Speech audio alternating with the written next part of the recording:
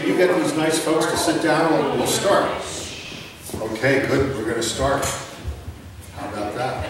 Thank you all for coming out on a beautiful day.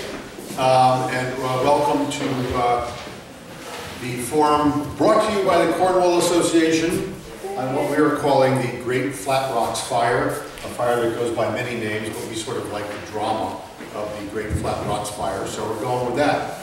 I'm Richard Schlesinger. I'm on the board of the association. There are association board members scattered throughout. If you want to join, we would encourage you.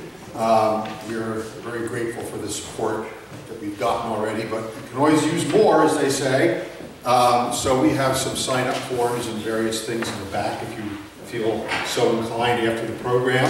We'll make it easy for you to join. We're the guys who, and gals, the people, we're the people who have brought you such events as the great competition for designing the Cornwall flag, a smashing success, an idea brought to me by Richard Griggs, who's here, which I was proud to steal and bring to the Cornwall Association as my own. And we had a nice competition, and so we did that. We also have done a few forums that some of you might have been at. We did the one about forecasting the weather with Mark Dixon from Channel 3. We did the forum about bringing rail service back to Cornwall, which was fun, and of course the environmental fair just recently.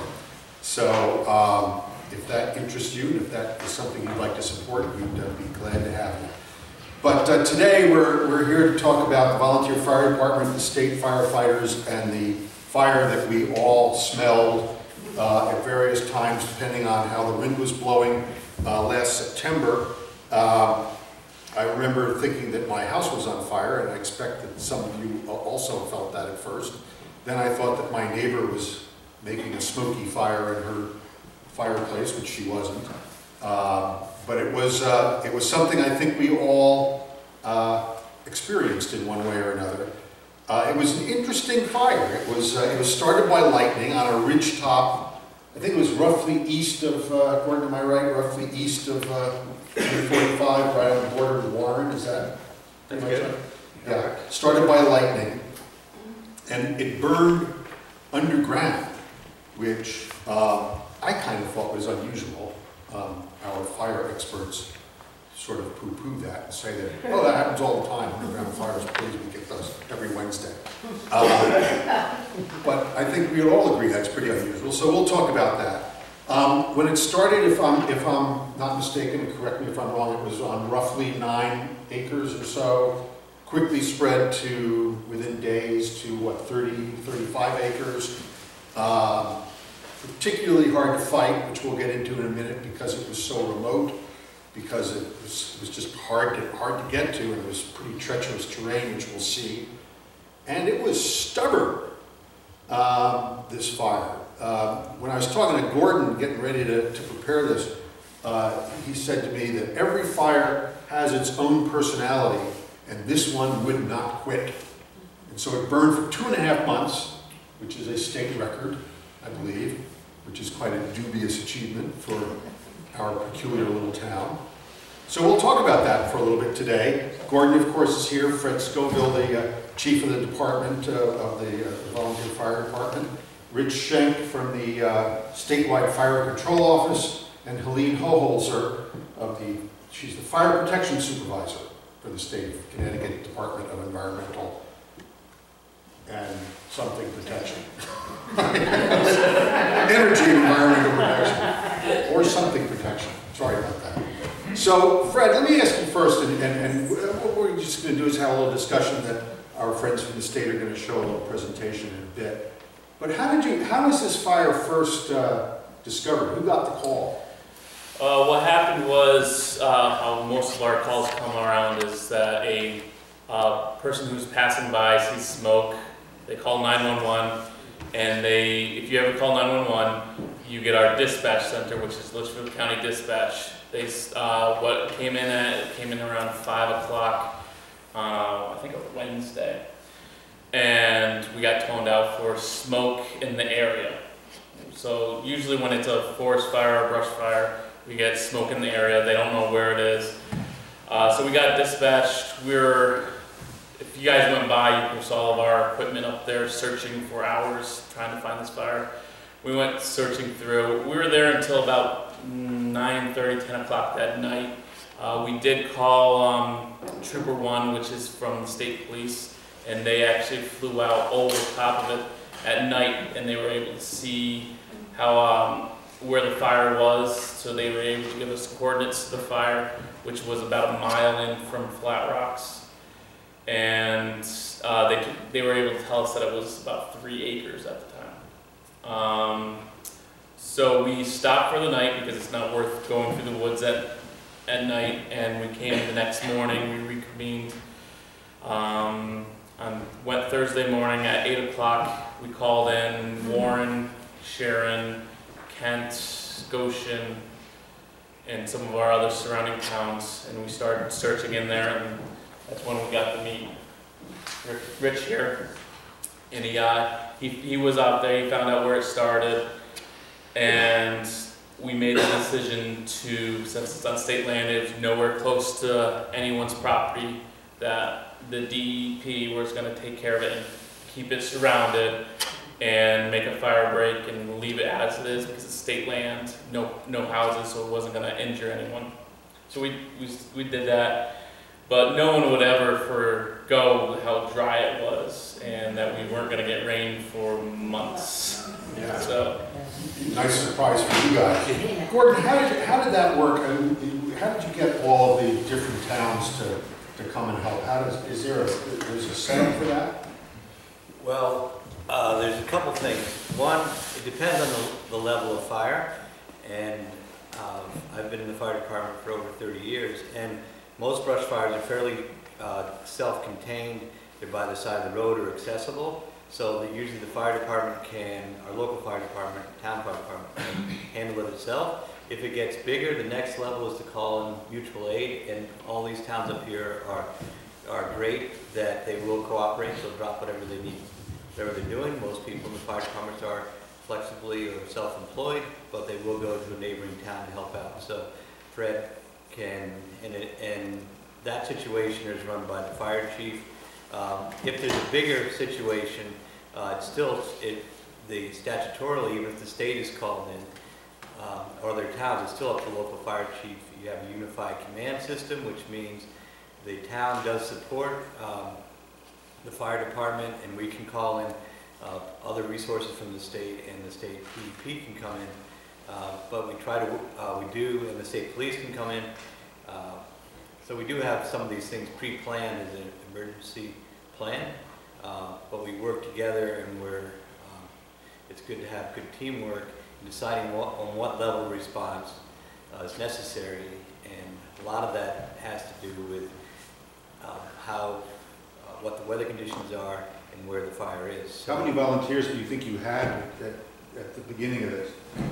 on the Thursday we had probably 25, and then when it grew up to be a bit more mature fire, of a couple hundred acres, we had close to 40 people. 40? Yeah.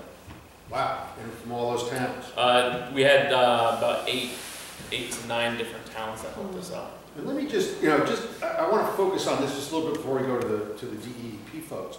I mean, these 40 people, volunteers, right? Yep. These are your neighbors. These are people who drop everything and go up to the middle of nowhere and tromp through the forest where it's smoky and pretty gross, to use a technical firefighting term, right?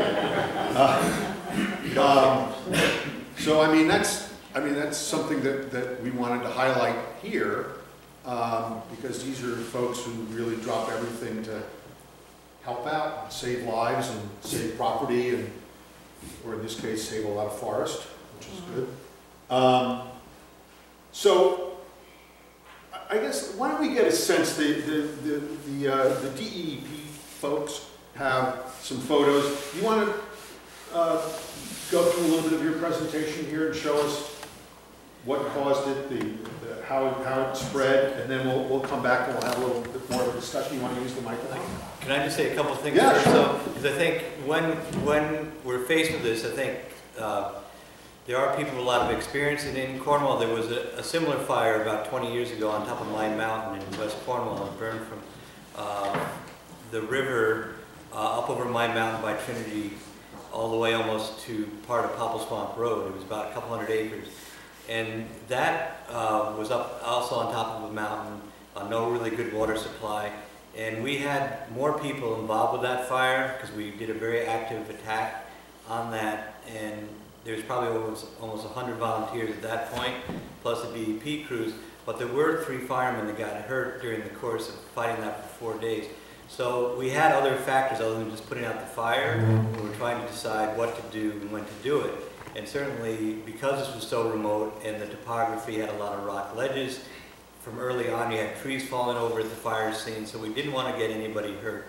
There was no property exposures. That's the other thing that were in there.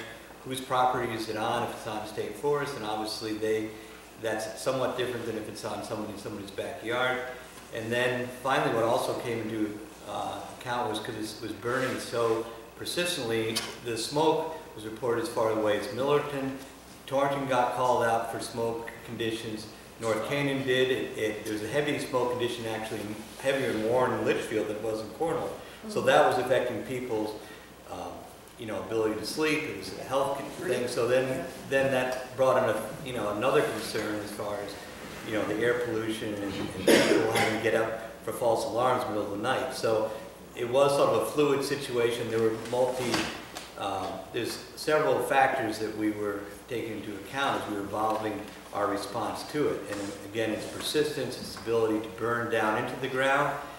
Very hard to put out a fire like that. We have had other fires that have been there. It's not a grass fire, which you can just deal with on the surface of it, but once it starts going into the ground, into the root system of the trees, very hard to put out. So just before we start with the presentation, explain to us, how does a fire burn underground?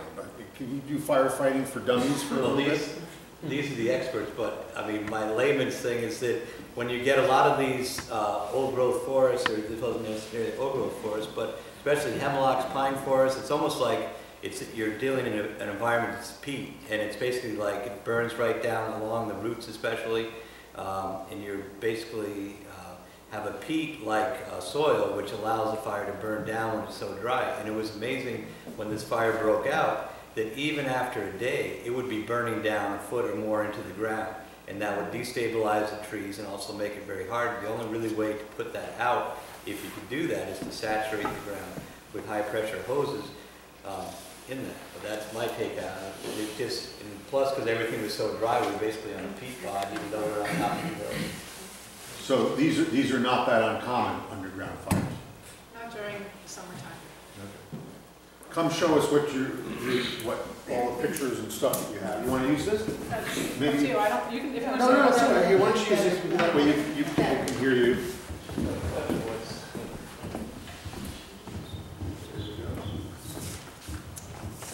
Hi. Thank you guys very much for having us out here today. My name is Helene Holholzer. I'm the Forest Protection Supervisor for the state of Connecticut. I've been with the Department of Energy and Environmental Protection Division of Forestry for 20 years now. And maybe just before we get into the presentation, Rich, would you like to introduce yourself as well? So, Rich Shank, I started as a volunteer firefighter in the northeast corner of the state. I've been fire chief there. It was 15 years. I just stepped down. I still kept the captain's position. I've worked for the state for 29 years in fire control, and I've fought fire around the country. So that's kind of my background. So I'd like to give you a quick overview first of just who we are so you understand why Gordon's able to call us in or what we do in our jobs. So basically within the Division of Forestry, we reside in the Forest Protection Program, and we have two main duties. Primarily we do anything relating to wildland fire in the state, but we do also have a role when it comes to insect and disease as well. How we operate is primarily we do a lot of partnership with the U.S. Forest Service. We get a lot of our funding from them, and that's how we run our programs. We also work really closely with the Northeast Forest Fire Protection Compact, which is all of the New England states, New York, and the Atlantic provinces. That's sort of our mutual aid as a state. Basically, over the years, our programs have continued to shrink as they have these rounds of layoffs or retirements or whatever over the years. When I started in the division, we had 31 people. Now we're down to, I think, 15 in our division. We're not refilling anything. So in the forest protection program, we're actually down to 3 people. It's myself, we have a protection forester, and Rich is now acting as the statewide fire control officer because the Western District fire control officer who would be serving you has been vacant for over a year now. So some of the services that we offer up to towns, suppression is the one we're most well known for, and that's basically, being able to be called in, such as Gordon was talking about before. We also have a hose exchange program we do to help the fire departments when they need to replenish their forestry hose. We do all sorts of training for all different kinds of audiences, from our own members to fire departments to our crews that we send out west. We provide funding to the towns primarily through volunteer fire assistance grants, but we also do some other sub-grants to towns when the money is available. We're the ones who put out the fire danger, so when you see the smoky signs that say high fire danger, we put out those reports every day for anyone who wants to be on our listserv. We also provide prevention materials, smoky bear materials, and we do the fire warden billing so that your towns, when they do have to respond to a fire, can actually bill back to the state for their time on wildfires. So just a quick summary. Last year in 2016, it was not a particularly busy season for us. I mean, it was not, it was a very long season. We had our first fire on January 1st, and we were still out here in Cornwall in December.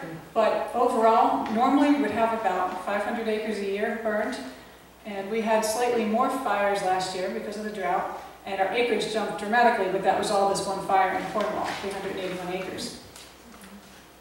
So you can see just some of the stats up there. We did have one really heavy week in July, but then between the period of September and December, we actually had about 40 employees who were out on fires, spanning probably over 2,000 man-hours just from the deep employees. So sort of to set the stage for what happened last year here in Cornwall, you need to take a look at what the drought situation was, because that played a huge factor in this fire. You can see the northeast there across the map. You've got this light yellow color. There is, out of the Northeast Climate Center, they actually do a drought monitor, which at the time we weren't aware that we had these maps available to us. But basically, there's different colors. They go from a yellow all the way up to a very deep, sort of red, magenta, brownish color. And they go from abnormally dry to moderate to severe to extreme. I can't even read the last one. But Really bad. Yeah, yes, exactly. So in April, this is what it looked like across the Northeast. Then as we get into July, you can see much of the area is getting into either an abnormally dry or a moderate drought.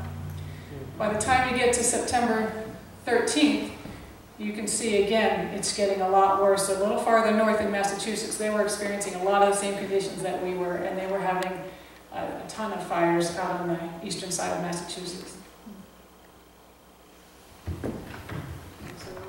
Sure. We decided we'd try to tag team this. Can you guys hear me okay? Yeah. All right. So when you have something stressful in your life, you try and put it behind you and forget about it. And this has been a long time since I was here. So I may be a little hazy on the chronological order of things. We get a call, I believe I spoke to Fred. I was in a diner eating breakfast and enjoying it very much, and I left and came to Cornwall, and I think I came back sometime before Santa Claus came to visit. It was a long period of time, but in talking with Fred, they had flown this the night before. We're looking for it. We're looking for some assistance to find this fire. So that's we came out. This is one of the residents up there that happens to work for us, Skip Kearns. He's got a beautiful place, and he took this photo and sent this to me the night before. And I went, oh, I'll be there in the morning. We waited for the call, and we were down here. The tree that caused this damage was that tree there. It's a white pine. It was struck by lightning. I didn't know that's what was the cause in the beginning. It's not the idea is to find the fire, locate it, and see what it was doing and what we could do to stop it. And I assumed it was that because I didn't think you had any kids playing that far out in the woods, and there was no train in the area, so we were rolling some things out, and we came up with best guess of lightning. The start of the fire report, this was an email that I believe I sent to Helene. I said probable lightning strike. We'll call it 9/16 as the first day we were on scene, although it's been burning for a few days. We knew this had been burning for a while.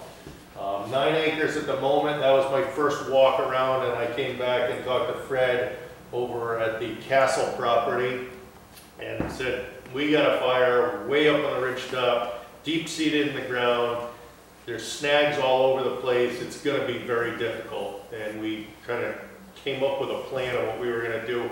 They had predicted some rain that weekend. And it was coming in on Saturday. Oh, we're going to get some rain. And Fred and I, Gordon was there. We all said, well, this is going to be good. Well, let's see what happens after that. And we didn't get the rain. We got some wind. And that pushed this was us scouting to give you a little bit idea, some of the cliffs. That's Emery sliding off, trying not to break his leg. But the access to this was very difficult. Also through very, very thick mountain laurel. This is a picture, kind of a thick mountain laurel. When I walked in, it was, as Fred said, a mile off of Flat Rocks. And that was a mile through mountain laurel. And trying to manage other fires in the state at the same time, talking a cell phone, have reporters calling asking what's going on, the state office calling and saying what's going on. I'm going, oh my God, I wish you could see where I was standing. It's just, I said I'm going to lose my eyeballs out here. This is just not pretty. That is a picture of the stream that I crossed walking up, and that is Spruce Creek drainage, which kind of sets in off of Flat Rocks and was a great line for that fire to naturally stop at. I said this is a good checking point for that fire, and gave us a little bit of confidence about, I guess if you will, a box around that whole fire. That was what happened when we came back after our little wind event when we didn't get the rain. So we are sitting now, I believe we were at 36 acres. It's a little bit bigger. One thing you have to consider is the leaves are on the trees and they're getting ready to fall off, and that's fresh fuel. So a fire typically in the woods will burn and burns up the leaf litter layer and any of the small herbaceous grasses. Everything out there is consumed, and usually the black is a good control spot because of the combined drought situation in the ground, as they said, deep burning in and eating its way, as Gordon said, through that heat. That creates heat, then you get fresh leaves laying on top of it, so it wants to come back out of the ground. So we knew that was a problem. When I was walking in, this was my access. And I would come in and I'd hit this line about here every time. When I first came in, the very first day, I had a tree come very close to hitting me. It was probably from Gordon and I didn't hear it, and it went boom, and that's not uncommon. And I said, wow, very shallow rooted, you'll see some pictures of that in a bit. Access was very difficult. Can I just ask, how, that's about a mile you said? Yeah. And how far that, you had to walk them up the whole mile? Walk. Yeah, to get You can point out Flat Rocks Road maybe? Flat Rocks Road is right here. It's kind of hazy. And set the scene, I mean, is it smoky? It was in the distance, all I could see was that little column of what we saw at Skip's house, or from Skip's house. The black line is the state forest boundary, so the fire is completely within the state forest. When we, thank you. When we map this, we kind of look at this, and then it gives you a better perspective of what you can do on the outsides of this, because you can't really get to the edge of this in certain places because of the cliffs and every other issue that was going on. So, Helene's husband is a genius with modern technology. We have a system that we use, it's a Venza mapping system. So I was able to go out there, walk around the fire perimeter with my, I'll call it a smartphone. I was able to send that map back to her husband, and I said, I found a tree stand out there. And I said, there is no hunter in his right mind that is walking through a mile of mountain laurel to get into his tree stand. I said, there's got to be another access. I didn't know where it was. And he used this LiDAR system, and it's really not showing as well as I'd hoped on this, but we found coming in right through here, there was kind of this faint line, and he said, I think it's a road. Well, the day before, I had walked looking for a road. I came within 100 feet of that road, never saw it. Thick Mount Laurel, and then turned and paralleled the road. That was a bad day. I was in there for 5 hours, lost in the Mount Laurel, couldn't find access. Before you go back for a second? Yep. So, just so you understand, the nice thing about LiDAR is all those different shading areas, that's giving you contour elevation. So anywhere where it's dark there is cliff. That's where those guys were falling off the cliff. That was right here in this corner. Just not, you don't want to put people there. It's just not a safe method. Now, in the fire service, we have kind of a term, risk a little to save a lot, risk a lot to, or risk a lot to save a lot, risk a little to save a little.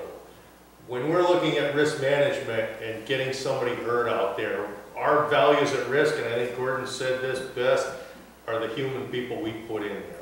It's state land, it's out there, it was a natural occurring fire. We didn't want to get anybody hurt. Your fire you've had 20 years before, I was on that fire when I got called in from the east to give you guys some assistance. Cornwall. And it's reoccurring in my life. And it was, there was some injuries on that fire, and those are just, you know, part of doing business, but if you're not really going to gain a lot, it's really not worth hurting somebody. At this point, we just didn't feel that it warranted any really aggressive action. But we found an access road, which was where I'm pretty sure the hunters had accessed this, and maybe some of the local knowledge would have known this road was there before, but I didn't for a few days, quite a few days.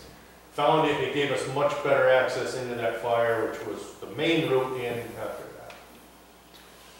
Then we decided that we weren't quite sure how to share the responsibility for this and what the best course of action is, and we used a risk management tool that was designed by the Forest Service, and we sat down and we ran a couple different scenarios, and these were the different options that we had considered. So our prospect one was to let this fire to burn naturally until it burns itself out or was extinguished by a rain-ending event, which typically would be in a week to 2 weeks or some period when you're in drought condition.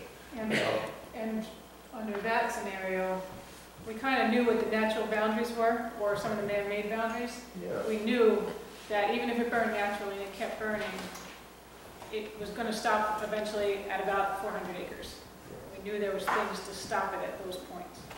I think what I had said, and I'll show you on a map the box when we get there, but I think I said worst case scenario, this thing would be 400 acres when we sat down in your fire station, and never expecting it to get there. So basically, let this fire go, monitor it, and if things changed or weather changed and we got significant spread or threatening anybody's property or structures, we would go after this and change our options of what to do. But this gave us a good idea that it was within a box and it would come out to that box. Prospect two would be to put in contingency lines, using that Spruce Creek drainage, put in another line, basically what we eventually wound up doing, and burning that fire off and kind of creating a much larger 400-acre fire within the first week or so of dealing with that fire. That was another option. Added a lot more footprint. We didn't think that it would get as big as it was, but it was something we looked out. And then the other one would be go direct and try and suppress this at the smallest footprint possible.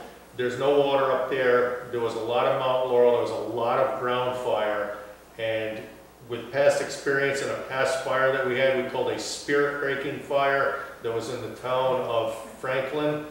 We had a fire that we just could not put out. We had unlimited amount of water. It was flat level ground, and the guys would dig it, and we'd think it was good. You'd come back, and it was just smoldering the next day. And this went on for a 2-week period with 15 people from the state every day. And we couldn't get it to go out. We were at the point where we were going to get a bulldozer and make a big line around it, and we wound up with some rain over there, and that helped. So we knew that the process of going in and digging out, and under hemlock, if you miss a spot, certain areas the snags were there, too dangerous to ever put a firefighter, so you would either have to fall the snags or wait till they fall, and that mop-up process of putting those smokes out would take a long time and dangerous. Can you clarify what you mean by snag? Snag a tree dead, standing, or live that can fall and hit you. Sorry, thank you. So we decided amongst the fire department and the town that this is what we wanted to do, is use Prospect 1. It's going to be a much larger footprint. The fire could eventually cross on a privately owned land, so a few days out, doesn't seem to burn itself out. Prospect would require minimal exposure. I think I mentioned that. So the communication was we would inform the town of what was going on, keep the fire department in the loop, and we would monitor this fire as closely as we could, and that's what we did. And that was why the decision was made that, you know, it was just not safe and not worth the risk of getting somebody burned. And each day or 2 days, I would drive to Cornwall, 2 hours, and come out. And days that it was picking up or windy, I may get here before Gordon called me. I may not get here before Gordon called me, depending. But your first selectman was on the ball and on the spot and made sure we were doing our job. And I give you a lot of credit for keeping us at task. Thank you for responding. Yeah. But it did drag on 2 hours across, and then I knew I had to go home 2 hours, and walking that fire, a minimum, if I raced here without getting a coffee, ran around the fire and came back, was an 8-hour day before doing anything. And most days we worked that fire. So the conditions that we were looking at, just to kind of paint a picture, very large, this is up on the top of the hill, very large white pine. They're shallow rooted because they're growing on rock, and the root system completely compromised, completely burned out. You don't want to be within 2 tree lengths of that. That's probably a 70, 80 foot tree, I'm assuming. So you're talking about a big distance we can't work, and we have ground fire all around us. Can you show them with the pointer the line of where the duff should have been? Like when you walked in here before the fire? That was where what was there should have been, that's natural ground layer. So we have, most places, if you went up there right now, you'd see those lines, probably up to my leg of vegetative material just burned out. Until it gets to mineral soil or a rock, it's going to keep consuming those fuels. So the elevation's about a foot lower now out there. Yeah, so it just very, that, I think I was on the phone with Helene, it wasn't you, Gordon, but she was calling me quite often to say what's going on. Most days I was out there, when I went, I would go alone. If we sent people that, when I was not there, it would be 2 people just for safety reasons. But Helene says, you're expendable, you go out there. I was on the phone talking to Helene, and one of our foresters, we've been working some of the spots, not trying to suppress it, but trying to keep that in its original footprint, holding it until the rain came. We're going to put in heavy lines. And that tree fell literally like where these guys are standing, and I'm on the phone, this is number 2. I'm like, somebody's going to get killed on this fire, and it shouldn't be, but the minimal exposure of firefighters was key. That just the odds were better if there was 1 or 2 people there. That was a lightning tree again. So that fire really cooperated. This is just the progression. That was day 1, that 9 acres. And this thing stayed very contained for a very long period of time. We're now at October 14, and it stayed really good. Yeah, we went out there probably every 5 days, and might even be more, maybe it was twice a week. Yeah, and we would remap it to see if it was growing and if we needed to take care of anything. But as you can see, over a period of several weeks, the difference between the red line and the purple line at the top, we're talking like a total of 1 acre, 2 acres. The fire just didn't grow very much. And what was the overhead? I mean, was there any help from seeing something from above by plane or helicopter, or did that really not signify? No, at this point there's still full leaf on. That's right, still full leaf. Yeah. And it would be helpful. We could have monitored this solely by aircraft. This had been western United States, that probably would have been the choice. However, when we went in to just map this, we were also working spots. And that work really helped to hold it. Where it wanted to come out was right here. This area right here wanted to come out. That's where you saw that tree. That's where we were hanging. That's where we were kind of keeping it at bay here. This area here, that never moved. The lightning strike was right about here. That fire never wanted to back up. It's hemlock up there. It's a little moisture, and it just didn't want to move that way. I can just say one other thing too. Sure. Interesting side, well, sort of interesting side story. One of the people I met at the Newcomers Tea last fall while this was going on just moved to town, and he has a house about a mile to the east of here, up on top of near Mohawk Mountain, and he has a wraparound porch. And as a kid, he did some forest spotting in a tower in New York State. So he called up and said, "I'm looking at the fire, it's moving here." So we had a place that we could actually, and he pinpointed it. So as a new person in town, just as a civilian, he was very helpful in being able to monitor. So we didn't have to go out and walk it every day, because he could keep a baseline as far as things were busy or they weren't. And then they got really busy after a while, but it was really good for him to step up, you know, and just, he called me up and said, "I can see the whole thing, so I went up there and see the whole thing right from the porch. And Gordon really had a good feel. I think Gordon and Fred both knew what the fire was doing and knew that we were checking it, but it was very helpful when we spoke and you could say, okay, it's moving on the southeast corner. And sometimes we'd be standing there, sometimes, you know, we wouldn't be. I just had, I'm sure this is a stupid question, but I know nothing about forest fires. Are you mapping it by smoke or by heat sensors? How are you Walking knowing? directly around the black edge of the fire. You just, and you can Just see walking. it. Just walking. Yep. Because the whole surface where it is has become black. Yep, exactly. But We not just smoke. follow the edge. Picture cracking an egg and it just slowly spreading. We're walking around that egg perimeter. Okay. Got it. So this is just some of the conditions, what this fire did. They're not the greatest pictures, a little hazy, but most of, I call it skunking. It's an official firefighting term, skunking around. So it just kept oozing and smoldering like a cigar would burn in an ashtray. Just slow, smoky. Every night you get an inversion, and that's the air settling in, cold air. You're in a mountainous terrain here. It settles in and it gets heavy and pushes that layer, and then that's when all you smell the smoke. And when the sun came up and it was nice and sunny, this would go vertical and drift and have a mixing height, and the smoke would dissipate, and you probably said, oh, things are good. And it's when the fire was doing the least amount of moving is when you guys were smelling. And when it was sunny and burning, it's getting some growth on the sides. And we're going to go back, because I had a little vacation break that I had planned for about a year in advance. I had an upcoming trip in Colorado, and she said, you can go for a couple weeks. It's not moving. It hasn't in a couple months, so I headed to Colorado. So you're to blame. Yeah. We found you. I left it in great condition. So, that is pretty much what happened. Rich went on vacation, and as you see, I put another map up. The last one I showed was in September.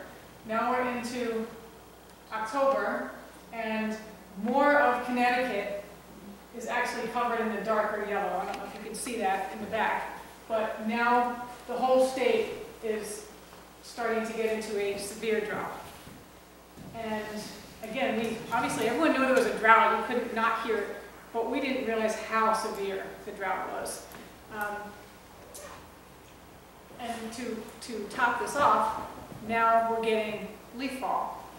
And so the leaves are continuing to come down, and whether you realize it or not, you know, leaves, they come down in waves. You know, first the maples drop and the birches, and then later in the season the oaks drop. We also had the added complication of when you have a fire, it heats up the leaves from underneath, and they're going to start to die, and they're going to fall early as well. So we had at least 3 different stages of leaf fall during the period of this fire.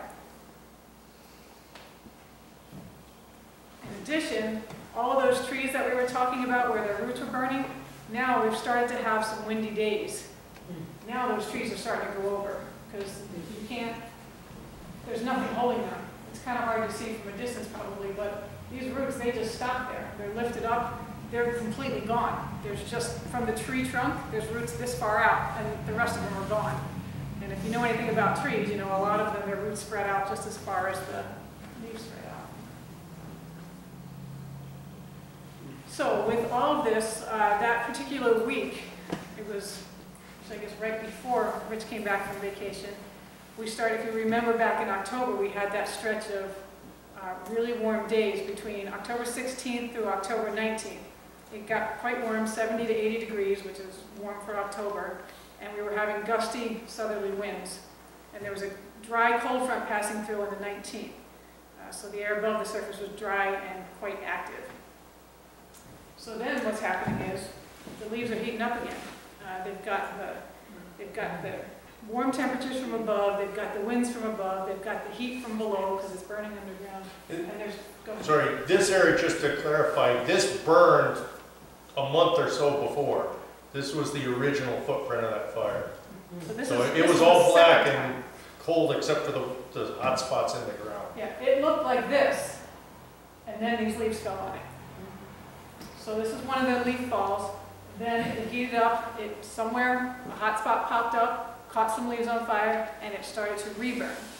Once it reburned, because of the continuous leaf cover, now the footprint was growing bigger because it was going from the reburned area into newly unburned area. And this was on October 20th. Now I'm starting to get calls, I'm starting to get complaints. One of our guys, I think it was one of our guys, sent this picture from Mohawk, top of Mohawk Mountain. So they can see, you know, that the fire is being active again. I'm sure I was in conversations with Gordon.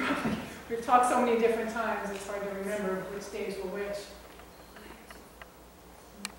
So basically what ended up happening when we had this reburn and when it started to burn new area, the fire started to move. It was moving to the east, it was moving to the south, and it was moving to the west. It was not, as we talked about before, it was not moving north through the hemlock because the hemlock stands are a little bit cooler and moister. You know, when you walk through a hemlock stand, it's always a little more relief in the summertime. So basically, we weren't very worried about where it was going east because we knew it was going to run into, there's a big old swamp here. What's the... Yeah, the ponds. It's the pond in the swamp down Yeah, I can't think of the name of it right now. But we knew it was going to run into the swamp to the east. Obviously, there is some concern to the south because as you get closer to Flat Rock Road, you're going to have houses along the road. And it was moving to the west.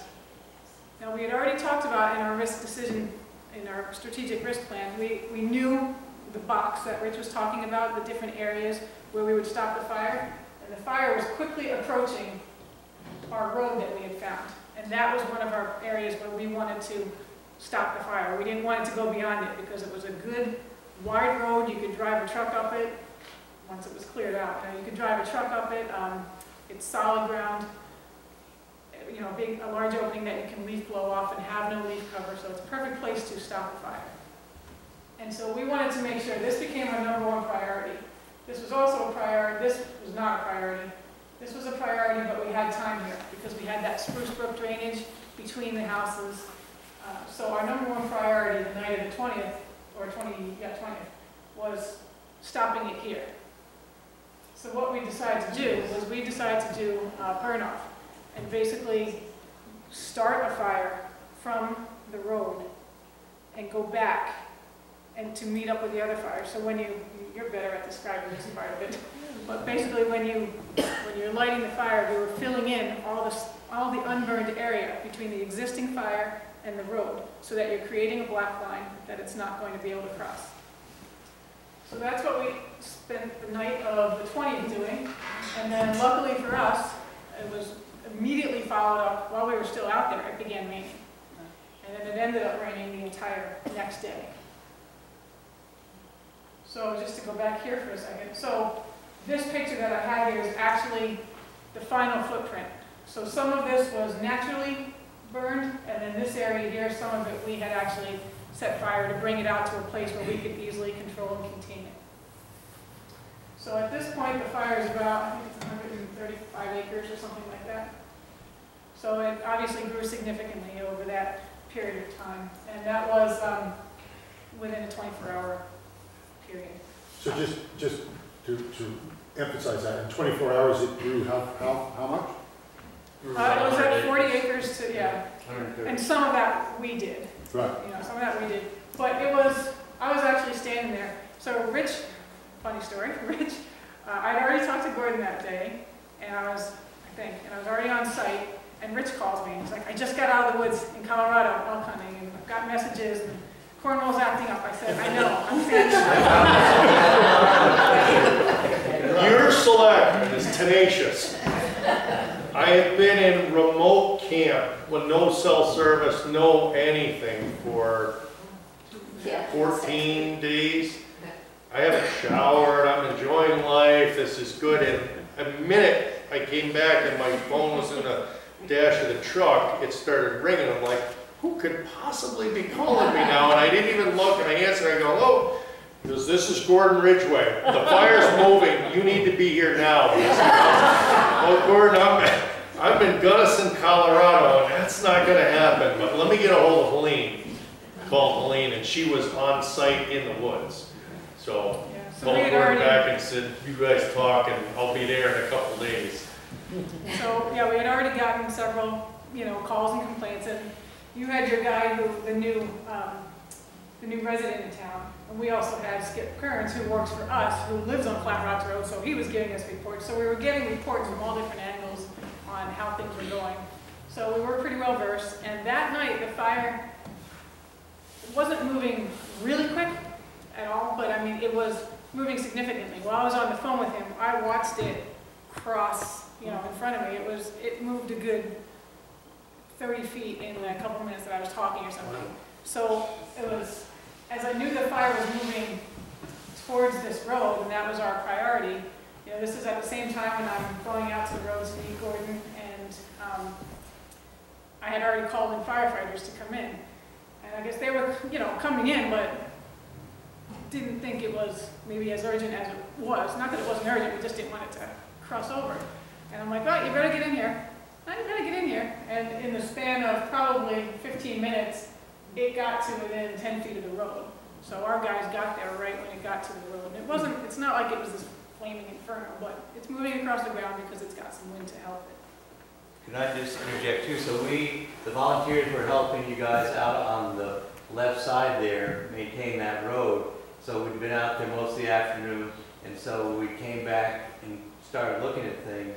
So I came down through Great Hollow Road down here to look at it, because one of the points we looked at is right down the valley.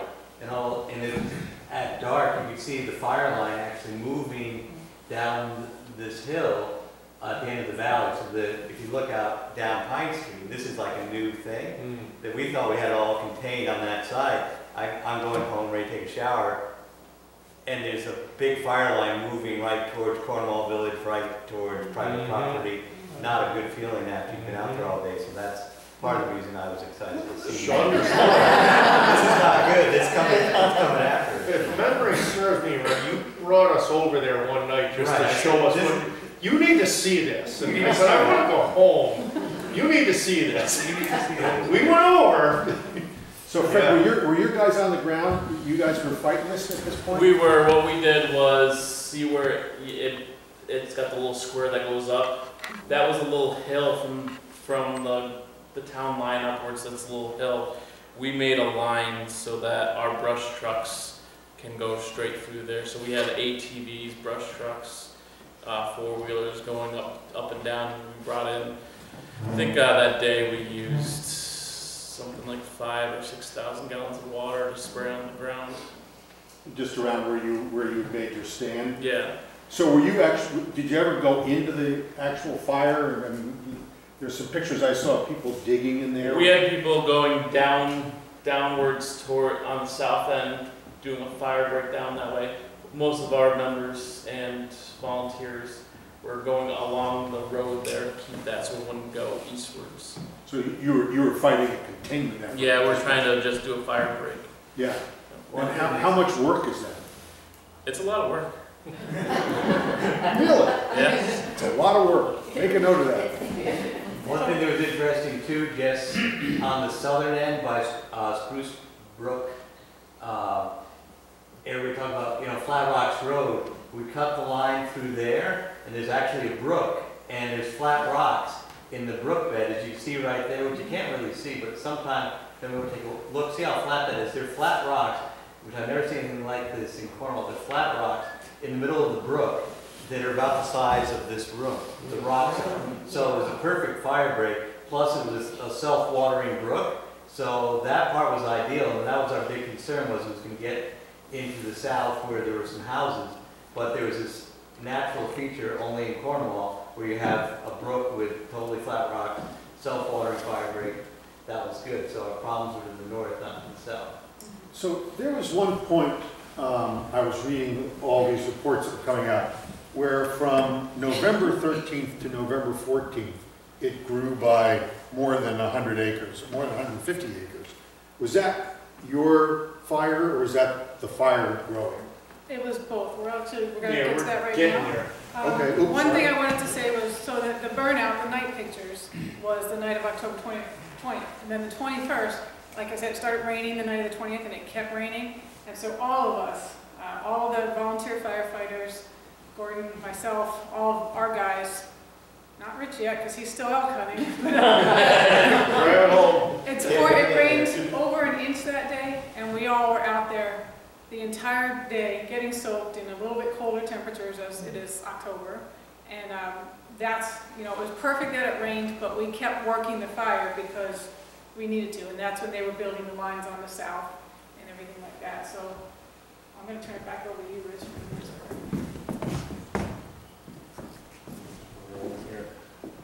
36-hour drive, fast as I could, straight through from Colorado to Hampton, Connecticut, turned around, put my clothes back on, wildfire, and came back to see what was going on and where we had left. And Helene was, our people were very tired. I should not be driving from eastern Connecticut 2 hours to your town. You should have a fire control officer here, but unfortunately you don't. Helene was covering for me, and she's a 2-hour drive from her house. So we were really getting tired. Where it was to the point where it wasn't safe driving sometimes. And I know Helene almost got a hotel that night in town here, and then you just made the decision. There was a coffee shop in Farmington we were frequenting quite, because that's about where you'd be dozing off. So we came out, and I looked and I said, well, this is really good. There's a lot of moisture. This could be an ending event, but I don't trust it because the ground is still very dry.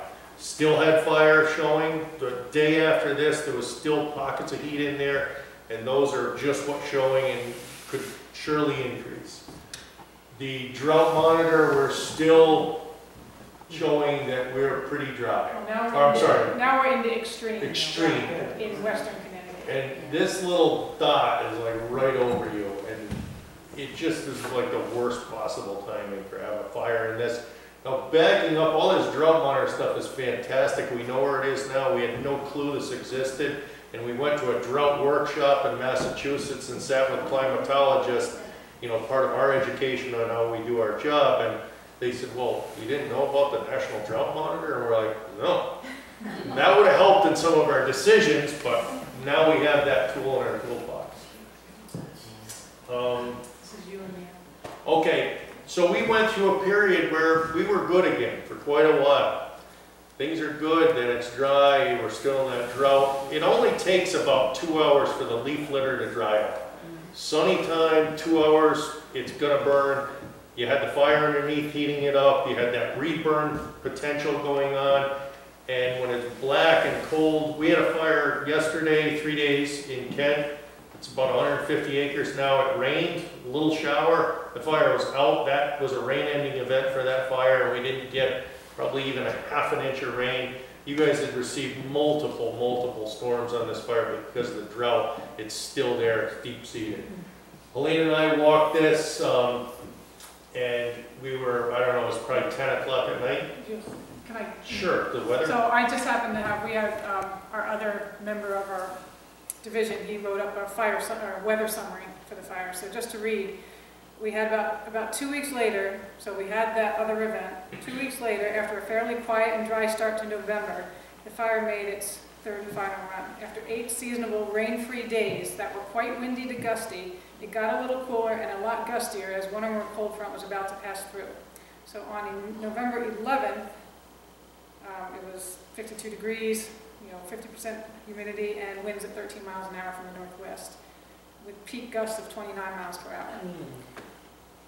So this is probably this is right around that time. We had been getting complaints again, and so we went to check it out. And so we were there, we were in the area all afternoon and by nighttime. And this is back to the original place where this fire was. This is the beginning, the center of this fire. So it's the third time it's burned. It's reburning.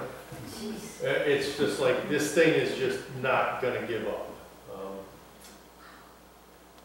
I think it was, what was the holiday It was weekend? Veterans Day. Veterans Day. I was on a fire. Now, we have other fires in the state. I have to go to these fires. We had a fire in Deep River, Connecticut. If you drew a line from Deep River to here, I made that trip in probably an hour. But that was going very quickly because the first selectman called me and goes, "You get here now." And I have lights and siren, and I was able to make a good distance to get up there. Again, Fred was back up there with his entourage, and they were working this section right here that blew out. And that fire came not from the north side here, but kind of came out of this area and hooked through a reburn. Where Helene and I had taken that photo was in this general vicinity, and it hooked and came out across the trail above where our contingency, or where our burnout line had ended before. So we had a blowout there. That took a couple days to get that thing under control. You guys helped us that first day. We brought our guys in the next day, and we were actively putting that line out up into that, it's not black spruce, is it black spruce up there? Yeah. Yeah, sounds good. Goes up into that very wet, boggy ground. It's a good control naturally. We felt pretty good about that. And we back up here. Helene, being very diligent, said, "I'm going to walk the perimeter around," and then she wanted to look up on this, because we knew this came out. She wanted to look at this area up here. And I said, "That hemlock hasn't done much in a while. Let's look at it tomorrow morning. It's late, we're exhausted. There's trees falling." She goes, I'm going to take a walk. And she wound up finding this right here. And it was a blowout that we didn't know had happened. It was part of this, and it paralleled the road and then got going this direction. And I guess it's the cat was out of the bag at that point. If you go back to our original decision process, when it was time to drop back and burn off of lines to protect structures, private property, we knew now was the time. We talked about modern technology and finding the fire using LiDAR and all this stuff. I was standing somewhere in this general area following this drainage. It's a stream drainage, a natural good barrier. I'm trying to get a box around this thing, and I don't know if Gordon called me or I called Gordon, and I explained where I was standing in the woods, and I was by a big oak tree looking down at drainage, and he goes, "I know exactly where you are." I swear he had eyes on me from above. And he says, "You should find an old trail, and that will run down to a road, and that goes out to the castle property." And I said, "Thank you so much."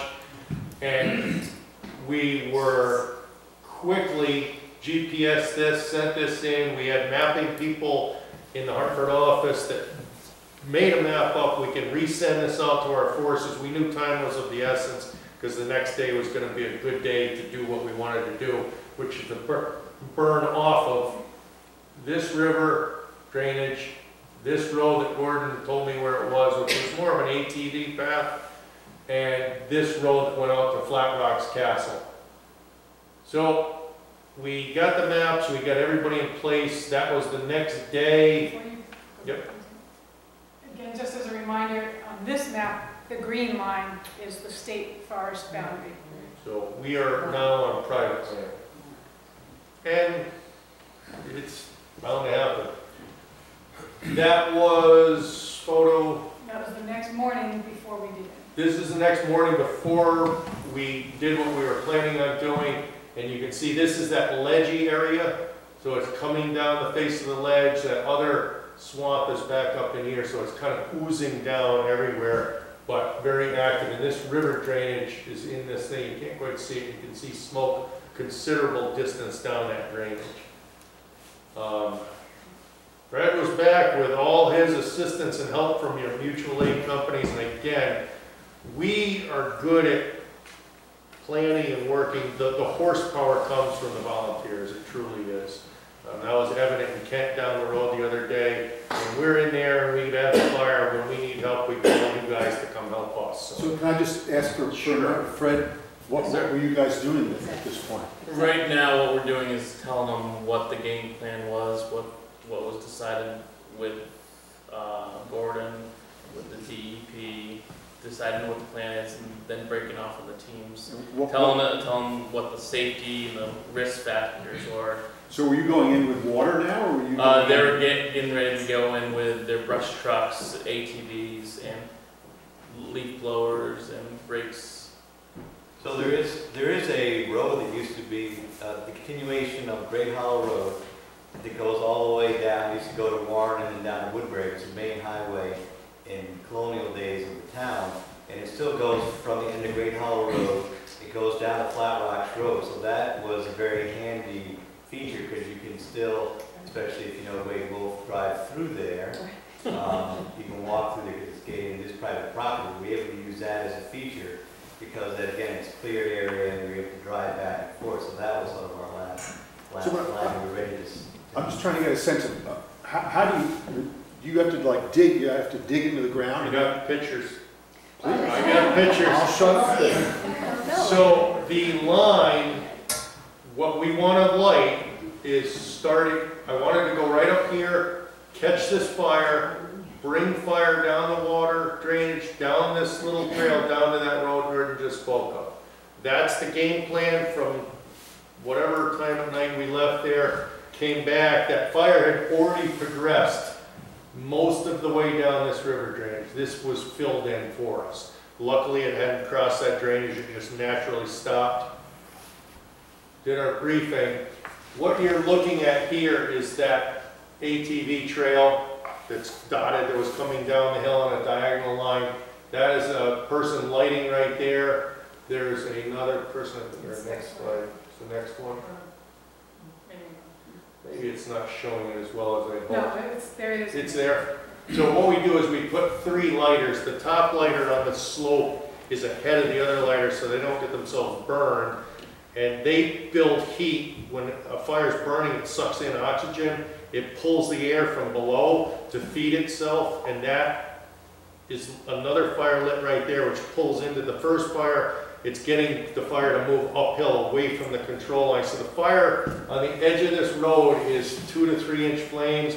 On the top edge of this, it may be 5 to 6 inch flames. So we're pulling the heat away from the line, if you will. That is the road that was the drivable road with trucks, and that's the burn just pulling away from the road itself. There's a pretty good, that's the photo Helene was referring to. So you have lighter, this is 3, 2, 1 pattern. 3 is uphill. His fire is more progressed, it pulls the heat here, and the guy on the edge of the line, this is just a leaf blown line that the fire department put in for us. So that's kind of what they're doing, is they're creating a soil control line for us, and then we're lighting directly off of that. Rich, can I check? I really want to know from Fred. When you've got your leaf blowers, do you also have shovels? We really like what? Yeah, there's shovels. We have rakes. So what are they actually doing? What we're actually doing is, see how it's dirt right where the guy's walking. Yeah. The So you number blow- 3. We blow that, and they were lighting the back. Okay. And We were not lighting it. We No, put them but- out. We don't light them. No. But when you said it's really hard work, sense of It's, what you're? what's helped us out a lot in the future, or today's age, is the modern day leaf blower. The modern day leaf blower, it's taken a lot of time and effort away from, and fatigue from the firefighter to make these fire breaks. They cost a little bit of money, but they save us in so much labor. Some areas too, where there weren't roads, we had to cut it right through the woods, so you would have to use chainsaws and everything to move all the Well, that's brush, what I all the figured. trees, and dead trees Back from there. So back in October when Yeah. when it was at 139 acres, we cut a road to an old logging trail so that we could get our brush trucks. And then it was all level. Where the DEP were going over the hill, we cut out from someone else's property. We got permission. We cut a line right into the woods so that we can get our equipment in. And you do that with chainsaws? Yeah, we had There's no easy a way group to of do that. people to go in front of us, and they cut a line, and we just went and followed the line. So I guess, picture your lawn covered in leaves and trying to rake a 6 to 8 foot swath as fast as you can. You know, one guy could go the length of this room in maybe 4 minutes, but you're doing that all day and continue, then add the trees in and the brush, and you gotta do that first before you start raking.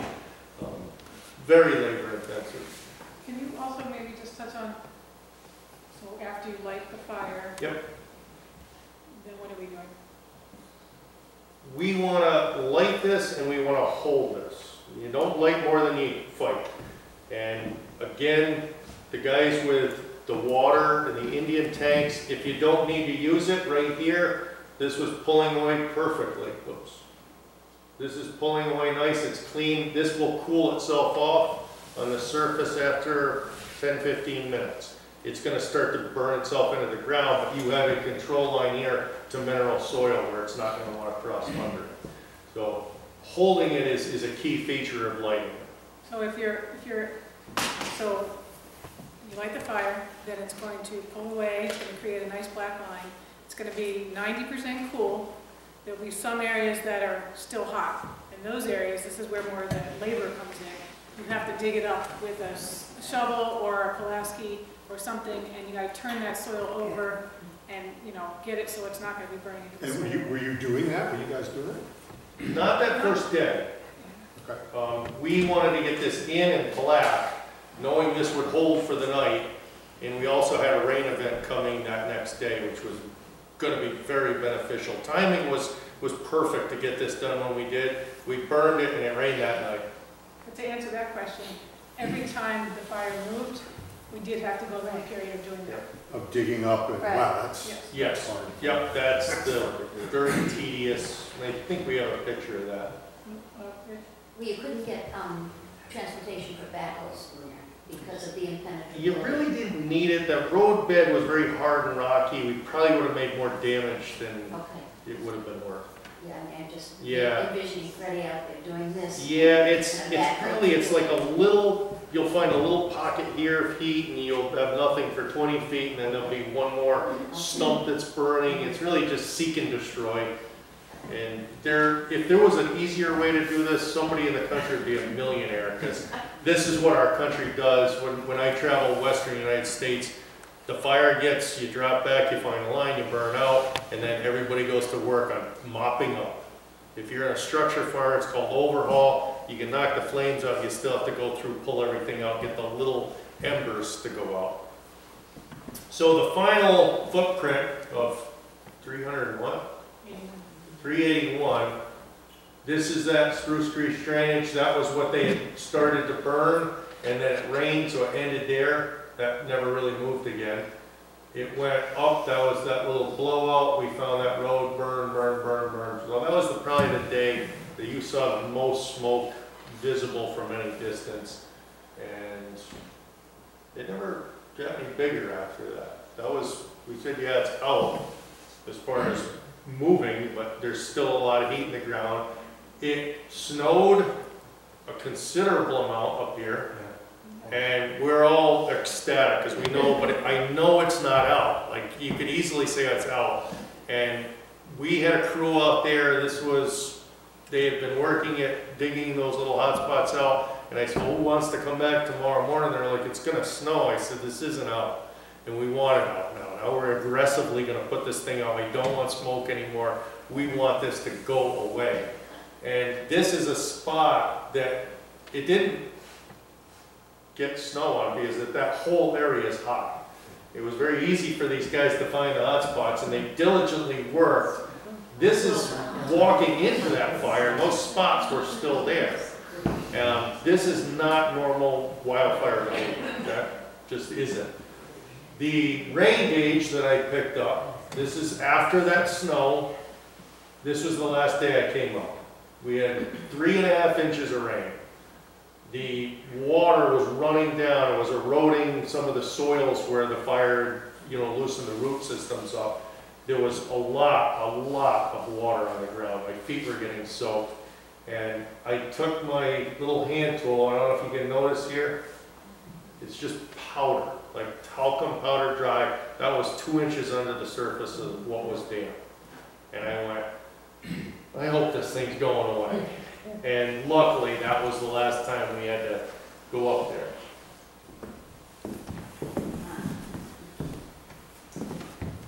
So some of you may wonder, what now? What were the effects of this fire long-term for the farmer's health? And it's a little early to tell. I went out there 2 weeks ago, but it was a little too early in the season to see what I wanted to see, but it was the only time I could fit it in. And basically, in the areas where the fire burned, multiple times, burned for extended periods of time, kept smoldering, it's possible that we could see significant mortality in the original 9 to 40 acres. Everywhere else across the fire, it didn't burn long enough or hot enough to cause any, long-term damage. The part that's on state land, they are, the state land forestry for the area is going to be looking to see if there's a potential salvage needed, and it wouldn't just be for any trees damaged in the fire. There's also a lot of ash tree mortality from the emerald ash borer around here, so there'd be other reasons to come in. It's a really difficult task though, because access is still a huge problem out there, and the area has not really been, the stands of trees have not really been mapped sufficiently to make that determination yet. So he's going to be looking at that later this summer to see whether there's any need for a salvage operation. But I really do think it's contained to that original ridge top, and the trees up on the ridge top aren't going to be that valuable anyhow in terms of, a monetary or a lumber value. The positive side is there is an increase of available nutrients in the soil now. You're immediately putting those nutrients back in the soil, so it will help out the soil a bit. In the short term, it would have killed off a lot of ticks last fall. I'm sure they've all crept their way back in there now. But, if there was any invasives maybe down by the swamp, it could have killed off some of the invasive species. Fire always helps with some of the weakened trees, so the strongest survive, so that's another possible thing that could happen. We haven't really had a good chance to check out the whole area. But I did go up there, like I said, May 3rd, and kind of took a look around. So some of the things that you can notice, it's kind of hard to see in the slide, but if you can tell the understory, in that original 9 acres, and I really just went to the original 9 acres because that was the area that would have been hit the hardest. The understory is all gone. So there used to be a lot of mountain laurel there in some of those areas, and that's all been killed off. So you've opened up the understory, which could help in the future with oak regeneration for other species. You can also see a lot of the blowdown. That blowdown extended to some much larger trees. These are perfect examples of how you can see the roots are just gone. There was nothing left of those roots. And so all of those varying wind events that we had last fall, every one brought down more trees. That was probably the only fire I've ever been on in Connecticut where every single time I was out there, you could hear the trees falling. So again, it comes back to that safety issue of you don't want people out there, especially on windy days. It's just, if any of you go hiking up in that area, I would be very cautious on windy days. So here's just some more pictures. You can see some of the trees have fallen over. So one thing to note, it's kind of hard to tell, and again, it was early in the season, but some of these trees are leafing out again. I could tell that even though it was 2 weeks ago. The one thing I did notice, if I had to pick a species that I thought didn't look as good as the other species, it seemed like all the chestnut oaks that I looked at, I couldn't tell that there were any buds on the top of those trees. And again, it could be that it was just too early in the season to see because oaks are going to leaf out later. But every single one I looked at was, I had questions about it. So we'll kind of just have to see what happens. But I think on, on the large scale, this was, except for the original 40 acres, it was a very, quick moving events that did not do any long-term forest damage. One of the things that oak likes is disturbance, and that was good disturbance. And you had great acorn mass crop that hit the ground after that fire had burned, so a lot of those didn't get scorched. So I think you're going to see probably a lot of fresh regenerating oak. And if there's any morel hunters in the area, if this was in my backyard, I'd be thrilled.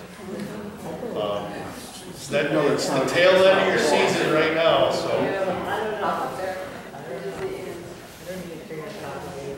Okay, so just so you guys know for now, this was just from this week's drought monitor.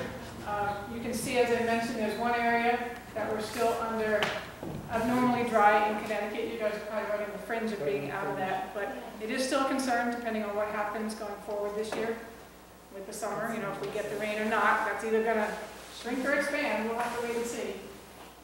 And so far to date here in Connecticut, we've had 75 fires that we've recorded so far. We probably have a lot more than that, but our stats come in sort of slowly. It's totaling 275 acres, which is above normal for this time of year, and most of that has to do with the Kent fire that on the Schaghticoke Mountain that just occurred this week. That was a 150-acre fire this week. And we still are down a Western District Fire Control Officer, and now to add complexity to the mix, they're doing state layoffs.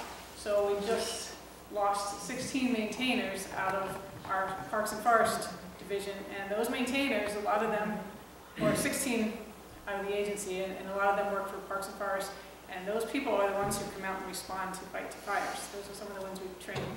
Are we going to see more of these types of fires because of the changeover from some of the hemlocks are disappearing, the white pines? You're getting more hardwoods growing in our forests. They don't have these breaks as much with the pine or hemlock areas that you were, spruce areas that you were describing. Is that going to be more of a concern because we're going to have more hardwoods?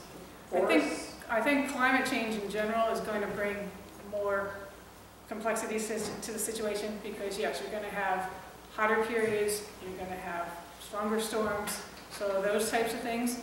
Last year, every state in the Northeast and New York all had multi-hundred-acre fires, which is very unusual for this area this time of year. And it could be drought-related, it could be something larger. Right. It's hard to say. Helen, why do you still down the Western District Fire Control Officer? Is it funding or you just can't find the right person? No, it's a position. It's a position number. So we've even offered up funding, partial funding to help pay for it. And it's actually that the way the state works is they only allow a certain number of, when they're trying to cut back on budgets or make fiscal decisions, they might say only 700 people can work at deep or something like that. And they limit the position numbers. So we actually got as far a couple of years ago as hiring, through the whole hiring process, had someone selected. And they put the kibosh on that and said, nope, can't do it. So and the there was state funding is not completely. letting us have Yeah, someone is making a decision that they're not releasing a position number for you to fill it. And yet this is the most forested part of the state. I think if you look also historically, what has happened from the 1930s, where there was major CCC camps up in this area, where there would be hundreds and thousands of people to fight a fire. When I was a kid, at Mohawk State Forest, there was actually a ranger station that had full-time employees there, and then there was also a manned forest fire spotter on top of Mohawk Mountain. And if that had been in place for this fire, we probably would have seen it 2 or 3 days before, because I think the lightning strike came through about 4 days before the smoke was actually reported. So all those cutbacks, and especially they're still ongoing, means that dealing with this problem, and it will continue if not get worse, is falling on fewer shoulders and resources on the local and state level. So that Fred, can you a real give us- big deal. I'm sorry. And, you know, we certainly need more people in the fire department. We need younger people, but people of all ages. Terry Burke, who has been great as our EMD, and he has set up a Facebook page to inform the town of emergencies, but he was great to work around the perimeter a couple of times at a quicker rate than I could, to tell me what was going on around, and just having people volunteer to do that kind of thing is really important. Fred, can you give some, just because I think we should probably, it's a beautiful day, we should probably wrap this up soon, but can you give just a sort of a sense of what kind of a strain this fire put on your department and how you dealt with that? I mean, it was a lot of manpower that was there. I mean, I think it put a little bit of strain on our department, such as time-wise. A lot of people took off time from work to fight the fire. They came in after they worked. So they worked 8-hour days, and then they came in and helped out with the fire. I think it was more a strain on the whole region more than just our local department, because you had, say, each department around us, we had 8 departments, they would send 5 people, or they'd send 6 people, or they even just, we had Washington who just dropped off their brush equipment and ATVs, they would drop off their equipment for us to use. So it was more than just our town that was affected. I think it shows that we have great community support from other towns that help us out. And we help them out as well. We also use the highway department. We have 4 members there, and they all help in various ways on this call. So it was a long period of time, so we were able to use some of our paid people to help monitor, and that's how we keep track of which was there, and I was in the highway department on it. And they got to know each other well and cooperated, and was able to report back and forth on what we knew and what they knew. And is there something people should do for the next fire if this one isn't so remote? How should people protect their houses? Is there something we should do? If you have leaves, if you do good yard maintenance and you clean up leaves away from your structures, residents, you're pretty good. Green grass lawns are key. There's a bunch of handouts in the back.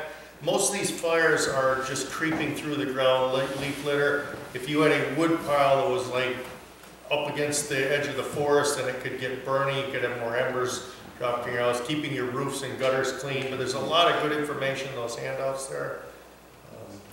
Is Scatic out? What's the state of Scatic fire, I was on that every day.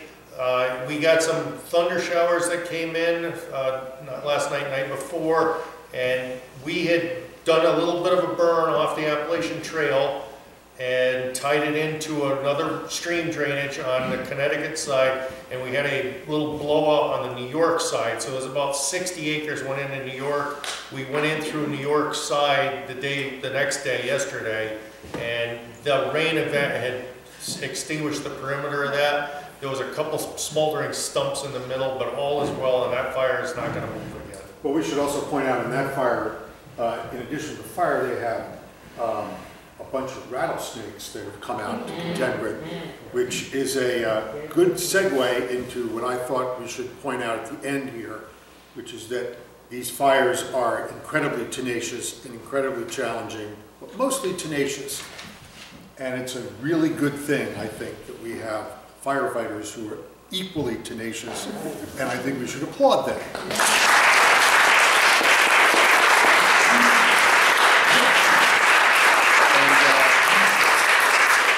I think since it's such a beautiful day, that should probably be it. You all thank you all for coming. There's some materials on the back table there. Thank you all.